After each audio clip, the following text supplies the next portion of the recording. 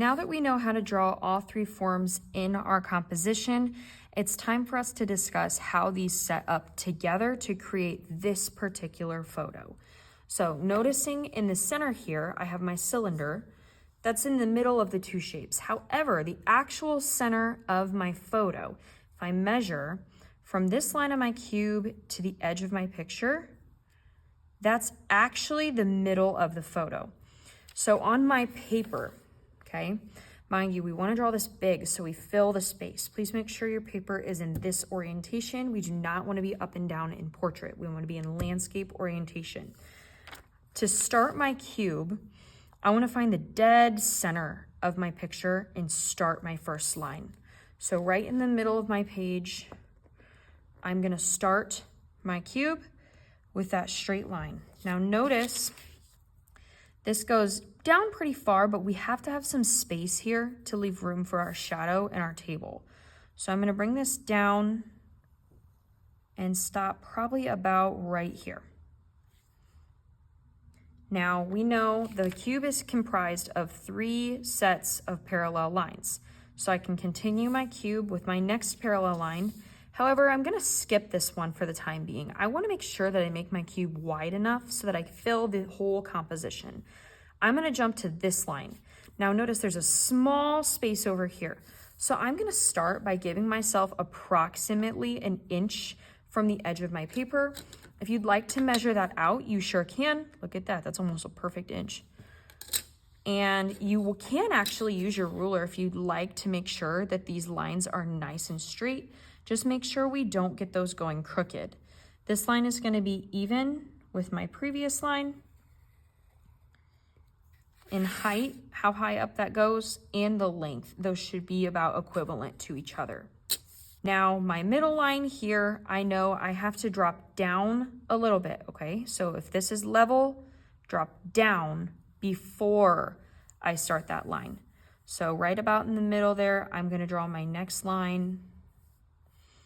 And again, if this is the same length, it's going to drop down at the bottom as well. That's going to allow me to get my next sets of parallels. Now I'm going to go ahead and finish out the cube as we learned in the tutorials, my next set of parallels. Make sure you're observing the top of this particular cube. Some cubes, if you're higher up, you can see more of the top. We don't want to see too much of the top. That should be about how our cube looks. Now notice, I filled a lot of space on this page with that cube, okay? If your cube is too small, please revise it before you continue. Now, for my cylinder, I see my cylinder goes up between these first 2 lines of my cube. I want to go together and then straight up, okay? So on my picture, together and then straight up. There's not a ton of space between the top. We want to make sure that this looks approximate. And then I don't have a direct measurement for how wide my cylinder should be, but I don't want to make it too skinny. I would say if your cube is about 5 inches wide, then your cylinder should be roughly about 3 inches wide. I can kind of just check here. I have my cube spot on at 5 inches wide. My cylinder, I would have approximately 3 inches wide. We want to make sure that our cylinder is not as wide as our cube, but we want to have enough space that our cylinder can still tuck behind that sphere. So I'm going to draw my line for my cylinder, knowing that there's a high probability that I might still need to move this over later. So don't get overcommitted to those lines. Now I see that the bottom of my cylinder, it's going to go about 1/4 of the way up my cube here on the side. And I want to have about 1 inch of space between my sphere and my cube on my paper. So approximately 1 inch here in between. If you want to measure this, you sure can. There's 1 inch. Now, I told you before, we need to make sure that our sphere is an equal height and an equal width. We can see here in the photo, the sphere does not get divided evenly by this cylinder. We can see that there's a bigger space over on the left. That's good because we have lots of space over here to fill. We want to make sure that sphere doesn't get too big. To measure out the top of my sphere, I find that that's about even with this corner of my cube. So from here, I'm gonna go over and mark out where I want the top of my sphere, okay? Now down here, I know that this shadow has to go diagonal to, or across to my cube. So I don't want the bottom of my sphere to be the same as the bottom of my cube.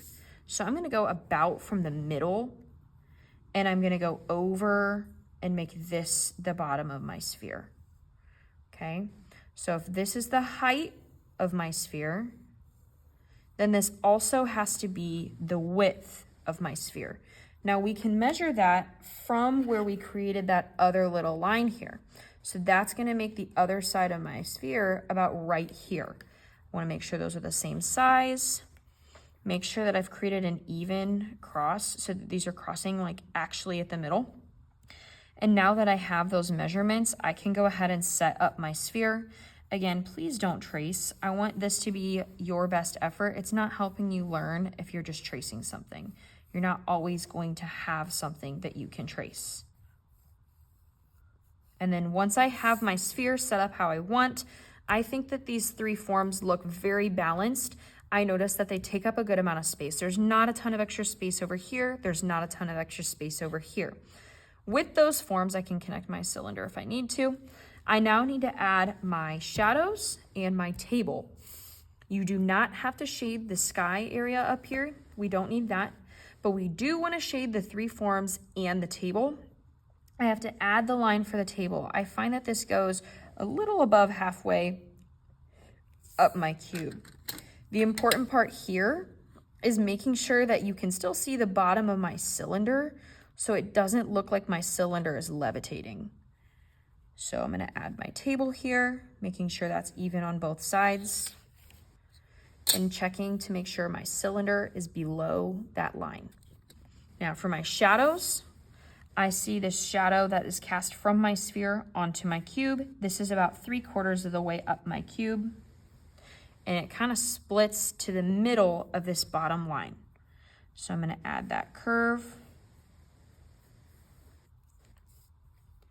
I see the cast shadow across the table from my sphere. That needs to connect relatively straight from my sphere to my cube. You might have a subtle curve there because this is a round form, but I want to connect this underneath like so.